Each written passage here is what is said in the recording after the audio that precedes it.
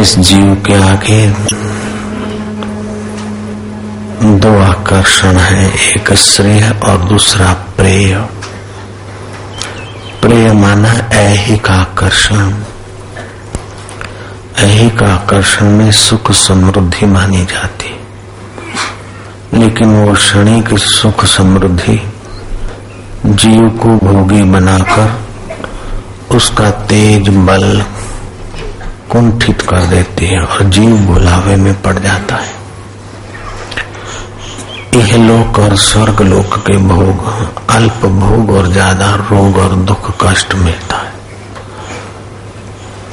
प्रेय मार्ग जैसे बच्चों के आगे खिलौने रख दो, चॉकलेट रख दो, लॉलीपॉप रख दो और हीरे जवाहरात रख दो, तो हीरे जवाहरात छोड़ दे और लॉलीपॉप और खिलौने पकड़े। ये है प्रेय मार्ग।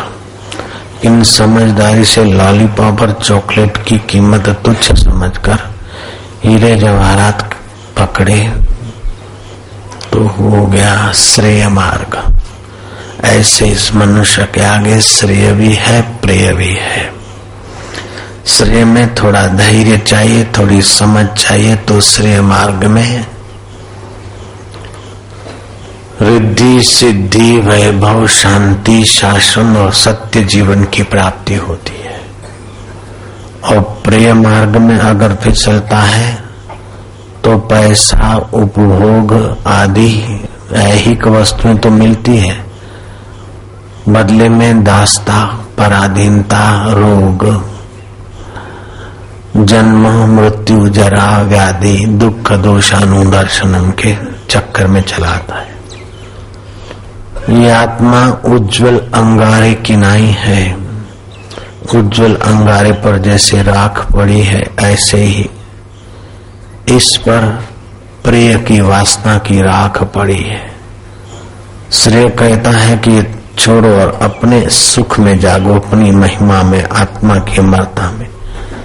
प्रेय सोचता के ले लो और चाहिए और चाहिए और भोगो और मजे लो। वो मजे मजे इस जीव को जन्म मरण के चक्कर में धकेल के ले जाते हैं। दीर्घतपा नाम के एक ब्राह्मण तपस्वी थे, सुमेरु पर्वत की तलेटी में हिमालय के करीब। छोटा सा आश्रम था। उनकी साध्वी पत्नी पति परायणा थी। वे प्रेय मार्ग की नश्वरता जान चुके थे। बाहर की चीजें कितनी भी संभालो अंत में टेंशन देती है और छूट जाती है। अपने को खफा करना है, कितना भी सजाया संवारा बढ़ाया, लेकिन अंत में क्या? ये प्रेय मार्ग अल्पमति के बच्चे मति के लोगों को आकर्षित करता है। जिनका ध्यान भजन करके बुद्धि पवित्र हुआ है, वे प्रेय मार्ग लॉलीपॉप चॉकलेट का मार्ग नहीं, लेकिन हीरे जवाहरात का मार्ग पसंद करेंगे। ऐसा वे जान चुके थे। उस ब्राह्मण का नाम था दीर्घतपा। वे प्रातः मध्याह्न और सायं को प्राणायाम संध्या आदि करके इस जीवात्मा पर पड़े हुए प्रेय के आकर्षण संस्कारों को मिटाकर श्रेय का सौरभ जगमगाने में सफल हुए। है तो सब मनुष्य उस परमात्मा का सनातन अंश। Every man is a god but playing fool. हर मनुष्य भगवत स्वरूप है, लेकिन मूर्ख की नाई खेल रहा है, क्योंकि एक दिखने वाली चीजों का आकर्षण करके जिससे दिखता है उस खजाने से वंचित रह जाता है। फिर भाई भाई में वेर, पति पत्नी में संदेह, पुत्र पिता में संघर्ष, पड़ोसी पड़ोसी में संघर्ष। और ये संघर्ष में सफल भी हुआ और पाया तो छोड़ के मरता है, नहीं सफल हुआ तो वैर झेर लेकर मरता है, सफल हुआ और मित्रता हो गई तो आसक्ति लेके मरता और फिर रोता रहता है। तो कबीर ने कहा, कबीरा कुत्ते की दोस्ती दो बाजू जंजाल, रीझे तो मुंह चाटे और खींचे तो पैर काटे। तो प्रेय मार्ग की वस्तु मिली और सब सुख सुविधा यार दोस्त ये हो गए तो फिर वे समय खा जाते और अंत में उन्हीं की याद में जीव भटकता है।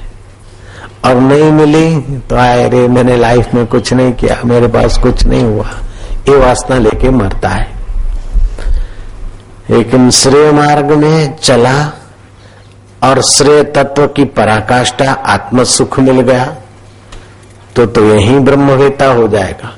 नहीं भी मिला तो यहाँ के सुख दुख चोट नहीं करेंगे,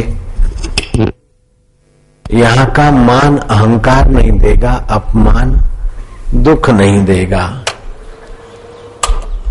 जैसा अमृत तैसी विष खाटी, जैसा मान तैसा अपमाना। वो समझता है कि आखिर ये प्रिय मार्ग बच्चों के खिलौनों जैसा है, सब बीत रहा है, स्वप्न पसार हो रहा है।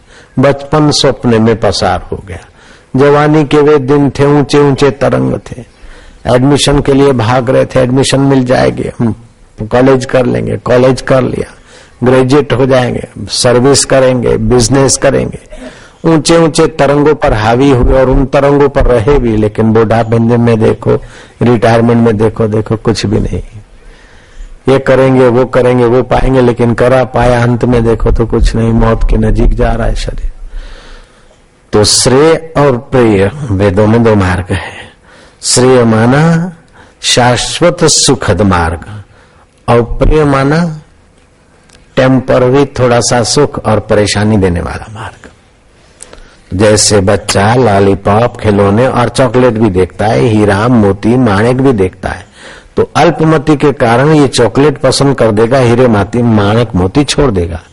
ऐसे जिनकी बुद्धि, नुगरे लोगों की बुद्धि, आत्मिक ज्ञान से वंचित बुद्धि हम लोगों की, संसार के अल्प सुखों के पीछे बालक के नाई खप जाते हैं और बड़ी परेशानियां उठाते हैं और अंत में देखते कि कुछ भी नहीं। बड़े बड़े तरंगों पर हावी हुए थे लेकिन अब कुछ भी नहीं।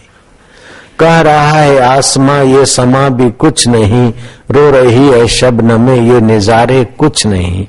जिनके महलों में हजारों रंग के जलते थे फानुस, झाड़ उनकी कब्र पे है और निशान कुछ भी नहीं। जिनकी नौबतों से गूंजते थे सदा को आसमां, जिनकी नौबतों से गूंजते थे सदा को आसमां, बेखुद बेदम हुए अब हूं नहा कुछ भी नहीं। कह रहा है आसमां ये समा भी कुछ नहीं। तो प्रेम मार्ग के तरफ जो अंधी दौड़ लगाकर अपने को खपा देते हैं, वे रावण और कंस की नहीं थोड़े दिन तो आतिशबाजी के अनार की नहीं चमकते, अंत में आप भी